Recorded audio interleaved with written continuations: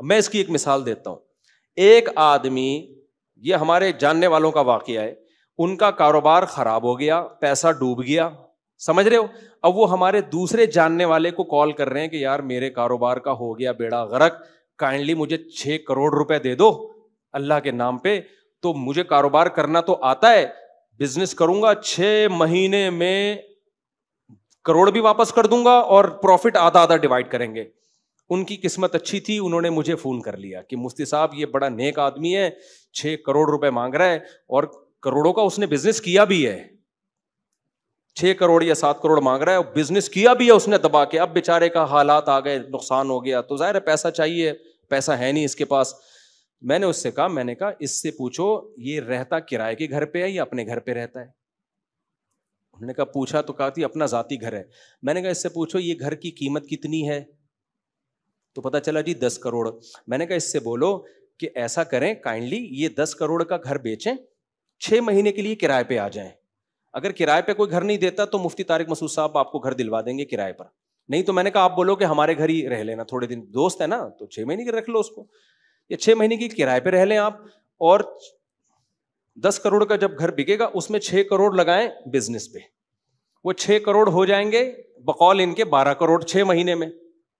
تو جب 12 کروڑ ہو جائیں گے تو 6 کروڑ کا گھر دوبارہ خرید لینا, اور وہ 6 کروڑ جو پروفٹ ہوگا اس میں جو انہوں نے 3 کروڑ آپ کو دینا تھا وہ بھی کہنا آپ ہی رکھیں. مزہ آ گیا کہ نہیں آ گیا؟ کتنا بہترین پیکج. وہ 3 کروڑ مجھے دینے کی ضرورت بولو نا نہیں ہے. میں نے کہا ان کو بولو یہ مفتی طارق مسعود صاحب نے ایسا بہترین پیکج بتایا ہے نا کہ وہ جو 3 کروڑ 12 کروڑ کما کے آپ نے مجھے دینے تھے وہ بھی, یہ دل کس کا ہوا؟ ہمیشہ کے لیے آپ کا ہو گیا. صحیح ہے نا. یہ 3 کروڑ بھی کس کے ہو گئے؟ آپ کے ہو گئے. مجھے پتا تھا وہ بلک بلک کے روئے گا. کمبختو تمہارے پاس جب تک پراپرٹی ہے تو دوسرے کا پیسہ ریورس کیا. میں نے گالی بڑی مشکل سے ابھی منہ سے نکل رہی تھی, مجھے پھر غصہ بہت آتا ہے. لچڑ پنے پر جتنا مجھے غصہ آتا ہے نا اتنا کسی چیز پہ نہیں آتا. آدمی جو ہو نا وہ ہو نا, نظر وہی آنا چاہیے. 2 نمبریاں کیوں کر رہے ہو لوگوں کے؟ تو اپنے دوست کے ساتھ تم فراڈ کر رہے ہو, دوست کے پیسے ڈبو رہے ہو تم بزنس میں. وہ بیچارہ سیدھا آدمی, اس نے مجھ سے مشورہ لے لیا. میں نے کہا مرے گا. اگر اس کو 100% یقین ہوتا نا یہ 6 کے 12 ہو جائیں گے, یہ اپنی پراپرٹی بیچ کے سارا پروفٹ خود رکھتا. تو اب اس نے میرے مشورے پر اس کو فون کیا. میں نے کہا میرا نام نہیں لینا. وہ تو میں نے شروع میں کہہ دیا نا مفتی طارق مسعود کہہ رہے ہیں, لیکن میں نے کہا میرا نام نہیں لینا ورنہ میرے لیے بد دعائیں کرے گا.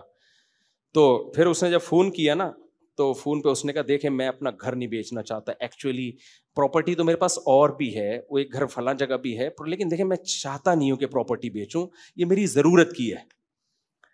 اٹ از کالڈ لچڑ پن. سمجھتے ہو؟ تو نے دیواروں پتھروں سے اتنا دل لگایا ہوا ہے, یہ تیرے کو پتہ نہیں کوئی کس میں کوئی بزرگ نے تیرے کو ہبہ کی تھی یا کوئی زمزم کوئی مکہ مدینہ کے پتھروں سے اس کو بنایا گیا ہے, کیوں نہیں بیچنا چاہتا بھائی تو یہ بھی لالچ ہے. یہ کیا ہے؟ یہ بھی جل بازی کہ ایک دم کسی کا پیسہ لگے, رسک میں بالکل بھی نہ لوں تاکہ ڈوبے تو اگلے کا ڈوبے, ہمارا نہ ڈوبے, ہمیں کچھ نہ, ہم بیٹھ کے پیڑے کھائیں خالی.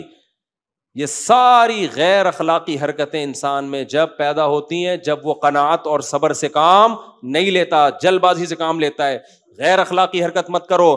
آپ بولو کوئی بات نہیں, جتنا پیسہ اللہ نے مجھے دیا ہے میں اسی سے بزنس کروں گا. سمجھ رہے ہو؟ اللہ کھلانے والا ہے. جو دوسرے کا پیسہ بھیک مانگ کے مجھے ملے گا, جو اس سے مجھے پروفٹ دے سکتا ہے وہ مجھے میرے پیسے سے بھی پروفٹ دے سکتا ہے. ایسے موقع پہ توکل کیا ہے؟ لازم ہے. اگر وہ پھر وہ خبردار ہو گئے نا, انہوں نے نہیں دیے, اس کا تو پروگرام بھی بیچارے کا اڑ گیا بیچارے کا. تو یہ بہت مجھے غصہ اس پہ نہیں آ رہا تھا جو دے رہا ہے مجھے, کہ تم اپنے دوست کو کیوں بیوقوف بنا رہے ہو. اگر بالفرض پروفٹ ہو بھی جائے تو جب تک اپنا آپ کر سکتے ہو آپ کیوں دوسرے سے, کہ اس میں امکان تو ہے نا ڈوبنے کا, اس سے دوستی خراب ہوگی کہ نہیں ہوگی؟ تو رشتوں کی کوئی ویلیو نہیں ہے, 2 ٹکے کی رشتوں کی ویلیو نہیں ہے. تو یہ بہت بری حرکت ہے. تو یہ ساری چیزیں انسان میں جو غیر اخلاقی چیزیں آتی ہیں, یہاں سے پیسہ گھسیٹ لوں, اس کا پیسہ لے لوں, یہاں سے نکلوا لوں, یوں کر کے ایسے کر لوں, پھر سسرال سے پیسے لے لوں, پھر یہ پرابلم آئی ہے. تو یہاں بھائی جتنے جیب میں ہیں قناعت کر کے سر اٹھا کے زندگی گزارو, اور توکل کس پہ کرو؟